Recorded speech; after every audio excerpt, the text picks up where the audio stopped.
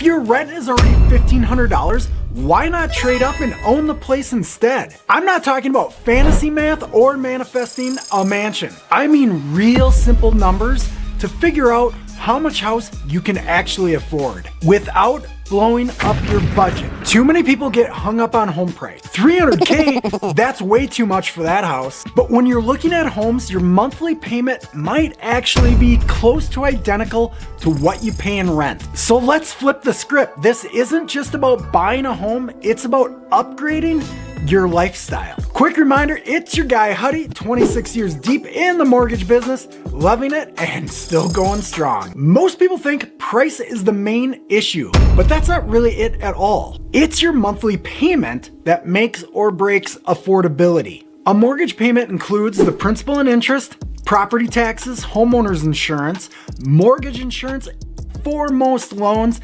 and if you're in a townhome or a condo, some single family homes have what's called an HOA or a homeowners association fee. So when we say how much house can I really afford, what we're really saying is what's the payment and how much stress is that gonna cause me? I don't like the stress, so here's a simple trick you can do to actually find out how much home you can really afford. It's a simple trick, been using it for years. It's like a rent trade-up test. It's real basic. Take your current rent and add $300 or $400 each and every single month. Then we back that into a home price kind of based on current rates, not fantasy rates. A quick example is if you're paying $1,400 a month in rent, that's someone that could comfortably handle $1,600, $1,700, $1,800 a month if it was a mortgage payment. That $1,700 or $1,800 a month payment, that's actually a $230,000 to $260,000 home,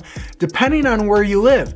We do have to account for property taxes and homeowners insurance. And if you've watched any of my other videos, you could easily do a live and flip or get yourself a roommate to make that even more affordable. One thing you have to be aware of is what lenders look at. Of course, we look at credit, but we're also looking at what's called your debt to income ratio. And I know some of you have already heard of that, but here's a little bit more detail of what we're actually looking at. What I'm referring to in this video, it's called your back end debt to income ratio. We're looking at a proposed mortgage payment, but then we're adding your bills into that equation. I'm talking about things that report to your credit. So car loans, student loans, credit cards. Anything that reports to your credit. It's not your car insurance, your cell phone bill. It's not that stuff.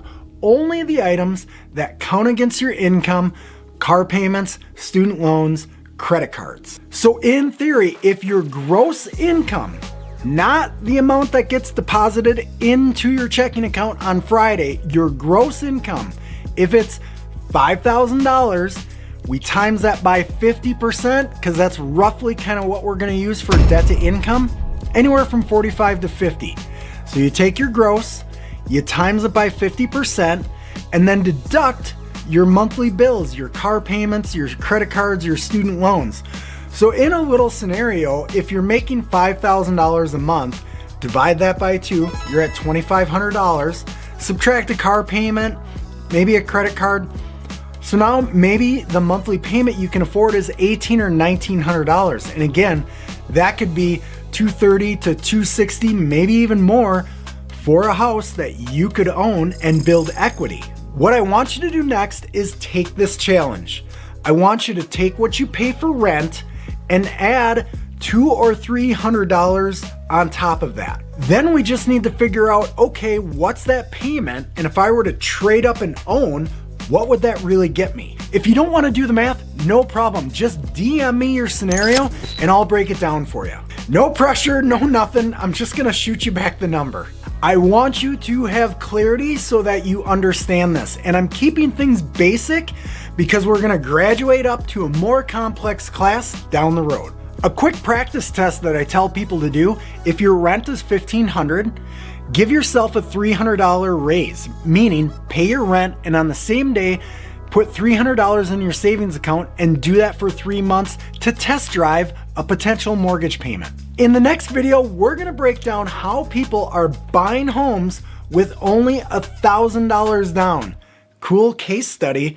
My son actually did it at the age of 20. So that's the next video. We'll see you there.